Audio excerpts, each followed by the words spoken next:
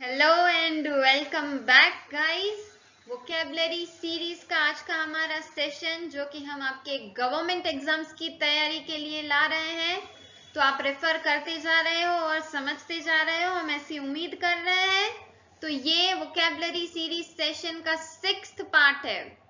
तो part 1 to 5 हमेशा की तरह अगर आप फिर से देखना चाहते हो या रेफर करना चाहते हो तो उन सारे सेशन की लिंक डिस्क्रिप्शन में होगी। अदरवाइज आप हिंदखोज डिक्शनरी के पेज पे जाके भी उन सारे सेशंस को रेफर कर सकते हो। तो शुरू करेंगे हम हमारा आज का वोकेबलरी सीरीज का 6th सेशन।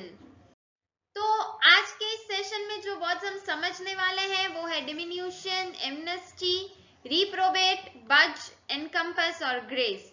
तो शुरू करेंगे।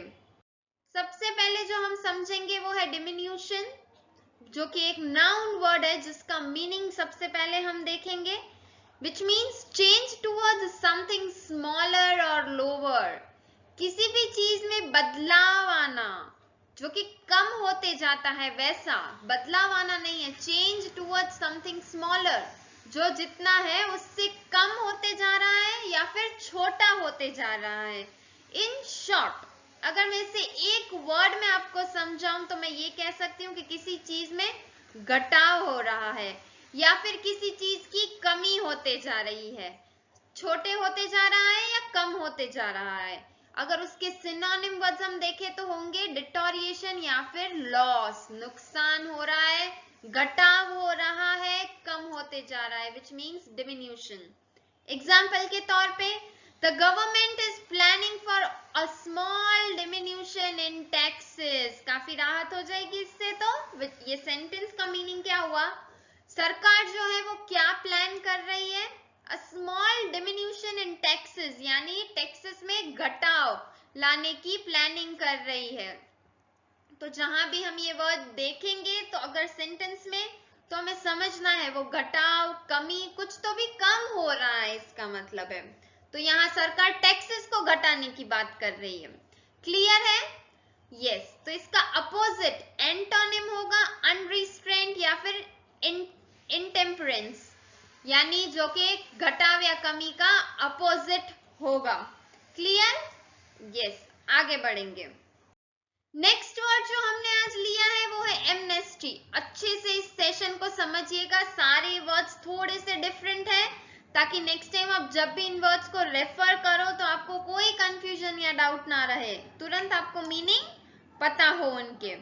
तो एमनेस्टी का यहाँ पे मीनिंग होगा a warrant granting release from punishment for an offence. क्या कहा जा रहा है, अ वारंट ग्रांटिंग रिलीज, यानी कुछ ऐसा जो कि आपको आजाद कर रहा है, आपको फ्री कर रहा है, किससे, पनिशमेंट से।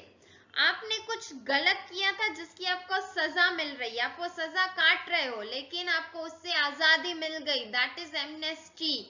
पार्डन या फिर इम्यूनिटी कह सकते हैं, अगर हिंदी में हम इसे कहें तो माफी, माफी कह सकते हैं, या फिर सरकार द्वारा आपको माफी मिलना हो सकता है। यहाँ ज्यादातर ये उस चीज के लिए होता है जब आपको कोई सरकार से पनिशमेंट मिली है, आप जेल में हो समझिए या फिर कहीं कैद हो और आपको उससे आजादी मिली, क्षमा मिली, तो वो होता है एमनेस्टी।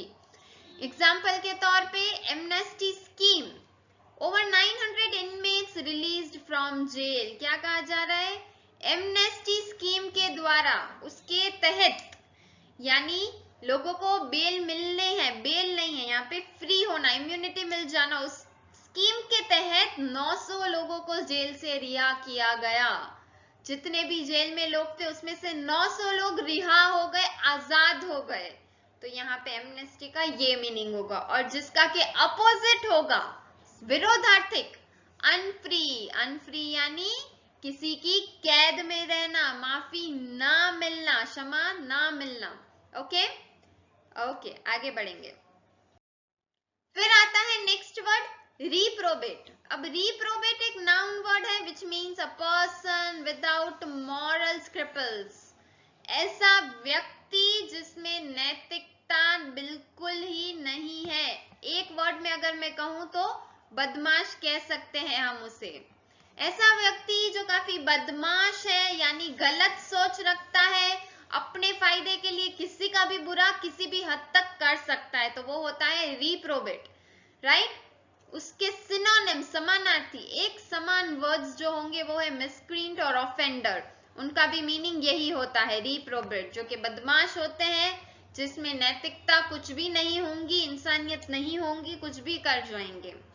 एग्जाम्पल के तौर पे, he was the only reprobate in the group and who would go to any extent to get the promotion। क्या कह रहे हैं, एक ग्रुप था, उनमें से ये एक ही ऐसा व्यक्ति है जो रिप्रोबेट है, यानी नैतिकता नहीं है उनके अंदर। प्रमोशन मिलने के लिए वो किसी भी हद तक चले जाएंगे, विच मीन्स किसी को धोखा भी दे सकते हैं, ब्राइब भी कर सकते हैं, किसी की जान भी ले लेंगे, यानी बेसिकली उनके में नैतिकता नहीं है, मॉरल, जो मॉरल्स होने चाहिए वो ही नहीं है, एक बेसिक चीजें, एक लिमिटेशंस जो होती है नहीं है, जिसका के अपोजिट होगा एंटोनिम, मॉरल या फिर नॉर्मल। मॉरल यानी जिनमें नैतिकता है, जो कि आम है, बदमाश नीच नहीं है, अच्छा बुरा सोचकर समझकर करेंगे। क्लियर है, तो वो रिप्रोबेट का अपोजिट है, लेकिन रिप्रोबेट यानी जो कि बदमाश है और जिनमें नैतिकता बिल्कुल ही नहीं है। आगे बढ़ेंगे। फिर हमने लिया है वर्ड बज, जो कि एक वर्ब है which means to alter a position or attitude. To alter a position or attitude यानी उस जगह से थोड़ा सा हटना, टू ऑल्टर द पोजिशन, जो जैसे था वैसा नहीं है, उससे थोड़ा इधर उधर है, यानी हम उसे हिलाना, हिलना भी कह सकते हैं, हिलना या फिर स्लाइटली कहीं मूव होना, चेंज और शिफ्ट, बदलाव जिसे कहते हैं, थोड़ा सा बदलाव या शिफ्ट कह सकते हैं। जैसे मैं कहूं कि पहले मेरे ऑफिस आवर्स थे से मॉर्निंग 10 to 6, लेकिन now they have shifted, now they are budging to 11 to 7, तो एक हल्का सा बदलाव आया, ठीक है। यस, एग्जाम्पल यहां हमने लिया है, we will never budge an inch from our principal stand on Kashmir। हम कश्मीर पर अपने सिद्धांतिक, जो हमारे सिद्धांतिक प्रिंसिपल्स यानी जो हमारे सिद्धांतिक स्टैंड है, उस पर 1 इंच भी पीछे नहीं हटेंगे। we will not change, never budge, we will never change, we will never shift, हम कभी भी बदलाव नहीं करेंगे उस चीज में। क्लियर है, यस। तो उसका अपोजिट होगा रिमेन एंड स्टेडी, यानी वहीं पे बिल्कुल ना हिलना, कांस्टेंट रहना, इधर नहीं उधर नहीं, जैसा है वैसे ही एकदम, तो वो बज का अपोजिट होगा। क्लियर है आपको, तो हमेशा की तरह आप हमें कमेंट सेक्शन में अपना एग्जाम्पल जरूर बताइएगा। आगे बढ़ेंगे। फिर आता है word encompass, which means to shut it all around। encompass means to shut it all around या फिर surround या encircle। आप किसी चीज से घिरे हुए हो या फिर उस चीज को रखना, वो होता है encompass, घेरना। encompass का मीनिंग होता है घेरना भी होता है, या फिर उसके इर्द गिर्द घूमना, आप कह सकते हो उसके इर्द गिर्द रहना, वो भी encompass होता है। इन्वॉल्व या फिर इनकॉर्पोरेट, विच मीन्स उसके सिनोनिम्स है, उसके एक समान वर्ड्स है, encompass, involve, incorporate. To shut it all around या फिर उसके इर्द गिर्द सराउंडेड रहना उस चीज से, एनसर्कल्ड रहना। और उसका अपोजिट होगा लेट गो या रिलीज, उसे छोड़ देना, उसे जाने देना, राइट। एनकम्पस यानी उसके इर्द गिर्द रह के बंधे रहना, उसे रखना, और उसका अपोजिट होगा टू लेट इट गो। पर हम यहाँ एनकम्पस वर्ड समझ रहे हैं, तो हम एग्जाम्पल उसी के लिए देखेंगे, जिसके इर्द गिर्द हम घिरे हुए हैं, उसे रख रहे हैं। How am I suppose to encompass so much information in only 1 lecture. कैसे एक ही लेक्चर में, एक ही सेशन में मैं कैसे इतनी सारी इंफॉर्मेशन गैदर कर पाऊंगा, रख पाऊंगा, उसको इर्द गिर्द अपने समझ पाऊंगा। क्लियर है, यस। नेक्स्ट आता है ग्रेज। ग्रेज एक वर्ब है which means feed as a meadow. अच्छे से समझिए, यहाँ हमने 3 मीनिंग्स लिए हैं, 3 टुकड़ों में है। ग्रेज यानी फीड एज इन अ मिडो, और पेस्चर और ग्रीन फील्ड्स या फिर ग्रास, यानी घास का मैदान, फीड एज इन अ मिडो यानी किसी घास के मैदान में, या फिर पेस्चर होगा चरागाह में, या फिर खेतों में, ग्रीन फील्ड्स या ग्रास, खेतों में वो होता है ग्रेज, यानी इन शॉर्ट इसका मीनिंग हुआ एक घास का मैदान जो होता है उसे ग्रेज कहा जाता है। फॉरेज या फिर क्रॉप उसके सिनोनिम्स होंगे। सबसे पहले हम एग्जांपल लेके वापस मीनिंग पे आएंगे। Cattle, sheep, horses and ponies graze in the field. देखिए कैटल्स जो होती है, शिप जो होती है, घोड़े होते हैं, घोड़े के बच्चे या पोनीज या जो भी एनिमल्स ये सारे हैं, ग्रेज इन द फील्ड यानी वो क्या करते हैं, घास खाते हैं फील्ड में से, यानी घास के मैदान से वो लोग घास खाते हैं। चरना जिसे कि हम कह सकते हैं चरने के लिए वहां होते हैं, चरना, चराना, उसे ग्रेज कहा जाता है। क्लियर है?